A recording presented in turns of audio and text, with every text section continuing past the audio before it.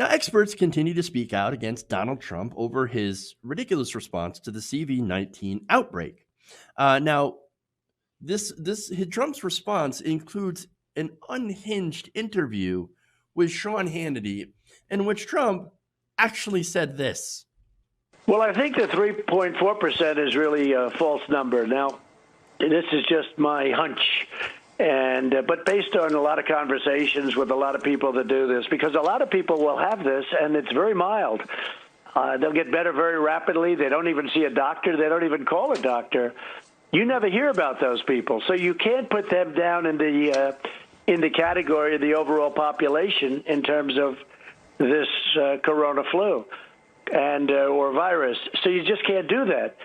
So if we have thousands or hundreds of thousands of people that get better just by sitting around and even going to work. Some of them go to work, but they get better. Hi, look, I'd like to report that a dangerous maniac is trying to kill me right now. Yes, his name is Donald Trump. Seriously, though, what the hell? What is that? What is that? All right, well, first off, look, this isn't just a mild flu, right? It's not a mild cold, okay? It is a serious issue, and it's serious for people who are older and have underlying medical issues. They are the most at risk of actually succumbing, dying to this illness. Right now, we have no resistance to it. We don't have any natural antibodies because it is a new outbreak. It is a new strain, right? So, no, it would be a really bad idea if you decided to go to work and spread this around. If you have it, you should probably stay home. Now, of course, this points out the flaws in our medical system, by the way, that there are a lot of people, and I'd be remiss in pointing this out, that there are a lot of people in this country that don't have the luxury of being able to do that. If they get sick, of course they go to work, right? Well, I got rent to pay, right? I got to work, or else I don't eat, or else I don't have my job. I don't have health insurance anyway, so I can't go to a doctor.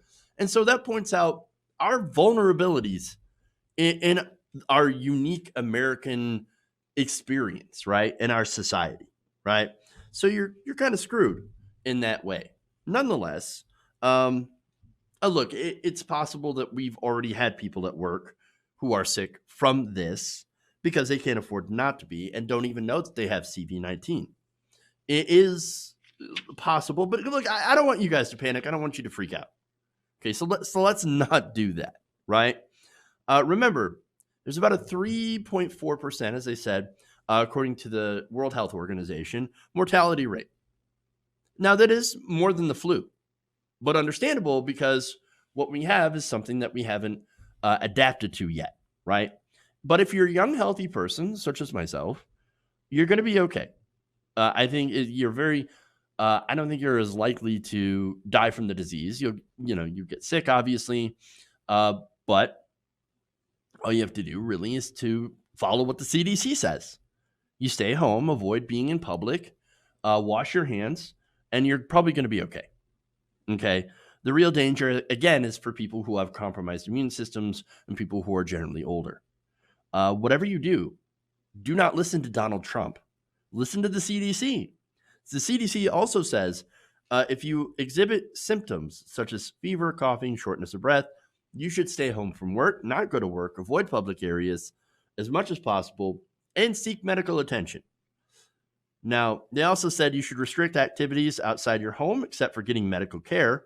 Do not go to work, school, or public areas. Avoid using public transportation, ride sharing, or taxis, so no Ubers, right? Now, again, Trump, he talks about this 3.4% number, right, being fake. Well, what evidence does he have? It's just a hunch.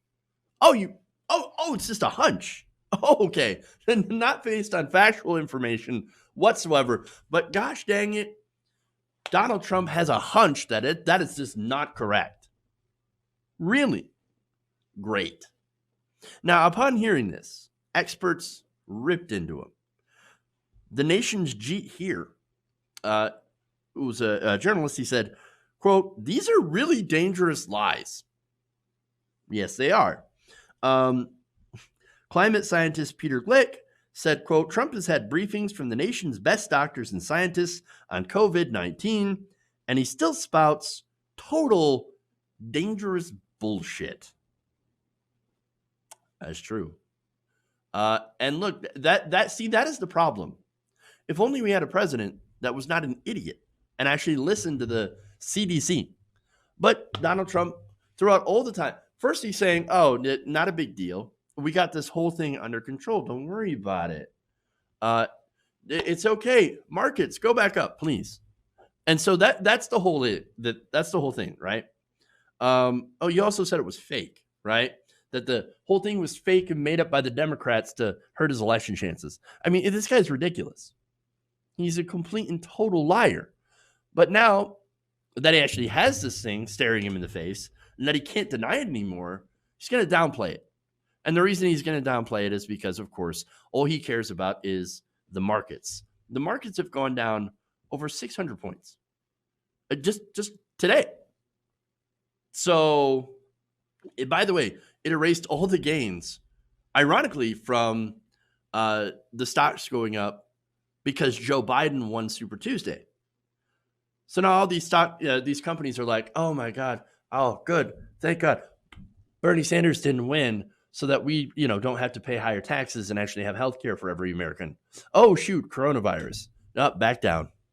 But wait a minute, we could better deal with that if we had Medicare for all. No, it's going down. It's going down. Dangerous. BS is absolutely right. This is how our president is dealing with a significant outbreak, right? Imagine if something were worse, were even more highly contagious and highly deadly, right? Or just even imagine if the world was on fire. Oh, wait. Yeah, it kind of already is. Okay. Imagine that the coral reefs are all bleaching and, oh, God. Okay, never mind. Well, awesome. Hey, guys, hopefully you enjoyed that free video. Now I'm going to have to ask you a favor. Between the demonetization and the YouTube algorithm messing around with view counts, etc., we're having a hard time adjusting to the new YouTube reality, which is where you guys come in. See, we have a patreon.com/TYTNation set up to help us rely on you guys, the viewers, instead of big corporate ads. Look, you know the show. You know I'm not in favor of big corporations anyway. So help us transition away from relying on the ad model to pay the bills and sign up to be a patron, patreon.com/TYTNation. That goes a long way to help us keep the lights on. And you guys will know that you're supporting independent progressive media.